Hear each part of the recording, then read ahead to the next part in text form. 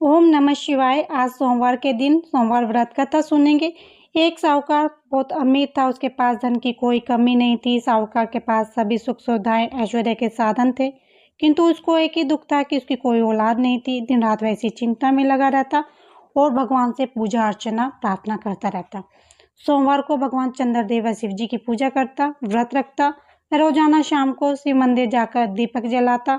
साहूकार की भोले के प्रति ऐसी भक्ति देखकर एक बार माँ पार्वती जी ने शिव जी से कहा, हे नाथ, ये साहूकार आपका अनन्य भक्त है और सदैव ही आपका व्रत और पूजा भक्ति भाव से किया करता है। आप कृपा करके इसकी मनोकामनाओं को पूरी कर दें। पार्वती जी के ऐसे वचन सुनकर भोलेनाथ ने माँ गौरी से कहा, हे पार्वती, ये संसार एक कर्म क्षेत्र है। यहाँ जो भी जैसा कार्य करता है उसे वैसा ही फल मिलता है। अर्थात जैसा कार्य मनुष्य करता है वैसा ही परिणाम भोगता है। किंतु माता पार्वती आग्रहपूर्वक बोली, हे महादेव, यह आपका अनन्य भक्त है। यदि इसको कोई भी दुख है तो आपको उसे पूरा करना चाहिए। यदि आप अपने भक्तों की मनोकामनाएं पूरी नहीं करोगे तो क्यों मनुष्य आपकी भक्ति, सेवा व पूजा करेगा। पार्वती जी के इस आग्रह को सुनकर शिव जी ने कहा, हे शिवे, इस साहूकार के कोई पुत्र नहीं है। इसी कारण यह दिन रात चिंतित व दुखी रहता है। इसके भाग्य में संतान न होने पर भी मैं इसे पुत्र प्राप्ति के लिए वर देता हूँ, किंतु इसका पुत्र केवल 12 वर्ष तक ही जीवित रह सकता है। इसके बाद वह मर जाएगा। इससे अधिक मैं इस साहूकार के लिए कुछ भी नहीं कर सकता। यह सब बातें साहूकार सुन रहा था। उसे यह सारी बातें सुनकर न कोई खुशी हुई न कोई दुख। वह पार्वतीश्वर की पूजा व व्रत करता रहा। कुछ समय पश्चात उस साहूकार की पत्नी गर्भवती हो गई। 10वें महीने में उसे एक बहुत सुंदर पुत्र को जन्म दिया।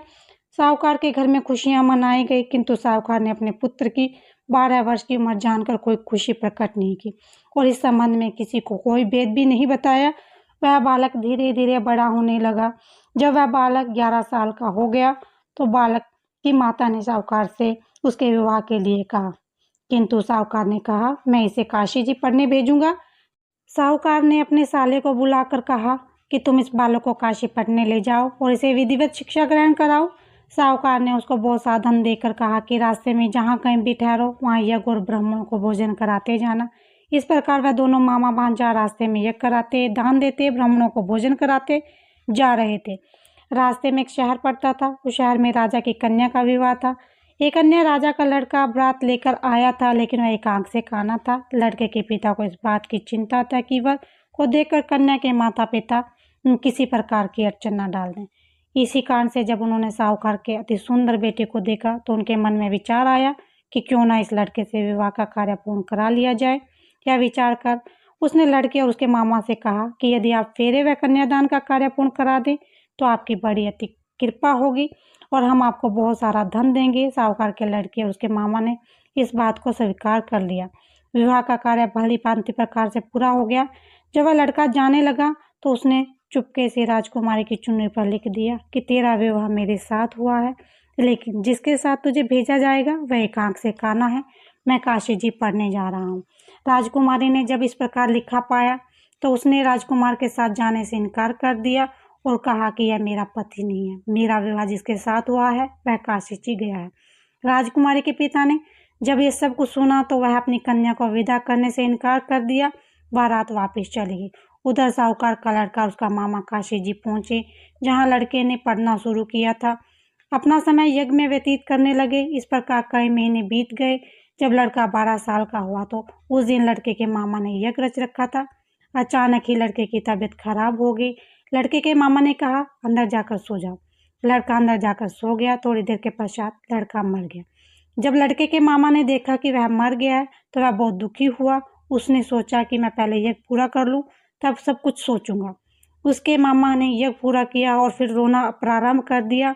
वह जोर जोर से रो रहा था। संयोगवश शिवजी और पार्वती उधर से गुजर रहे थे। पार्वती जी ने भगवान भोलेनाथ से कहा, हे नाथ, कोई दुखी व्यक्ति रो रहा है, उसके कष्टों को दूर कर दो।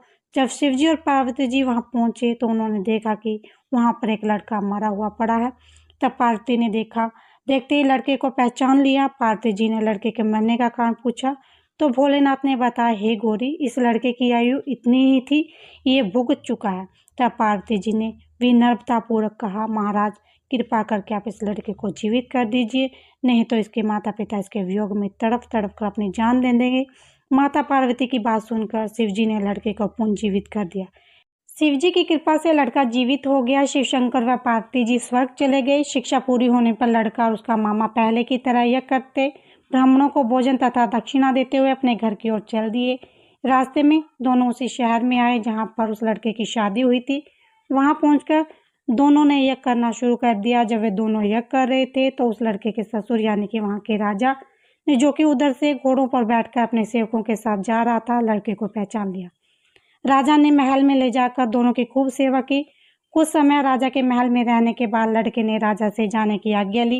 राजा ने अपनी लड़की को लड़के के साथ विदा किया और साथ में बहुत सा धन दास दासियों को भी भेजा।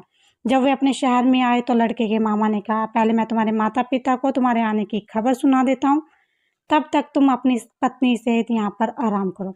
ऐसा कहकर लड़के का मामा साहूकार को उसके पुत्र के आने की खबर सुनाने चला गया। घर जाकर उसने देखा कि उसकी बहनोई छत पर बैठे हुए हैं और उन्होंने यह प्रण ले रखा है कि यदि कोई उनका बेटा शुक्ल वापस आ गया तो छत से नीचे उतर आएंगे, नहीं तो छत से कूदकर अपने प्राण त्याग देंगे। लड़के के मामा ने जब यह समाचार उन्हें सुनाया कि उनका लड़का जीवित लौटकर आया है तो उन्हें विश्वास नहीं हुआ। तब लड़के के मामा ने शपथ खाकर कहा कि उसका पुत्र अपनी पत्नी और बहुत से धन और दास दासियों से घर आया है। तब साहूकार और उसकी पत्नी छत से नीचे उतर कर आए तथा प्रशंसा के साथ अपने बेटे और बहू का स्वागत किया। सभी प्रशंसा के साथ रहने लगे। इस प्रकार भक्ति भाव से जो कोई भी सोमवार का व्रत का पालन करेगा तथा प्रेम पूर्वक इस कथा को सुनेगा पढ़ेगा, उसके सभी कष्ट दूर होंगे, सभी मनोकामनाएं पूर्ण होंगी और इस लोक में सभी सुख सुविधाओं को भोगकर अंत में शिवलोक की प्राप्ति होगी। बोलो शिव शंभू भगवान की जय, भोले शंकर की जय।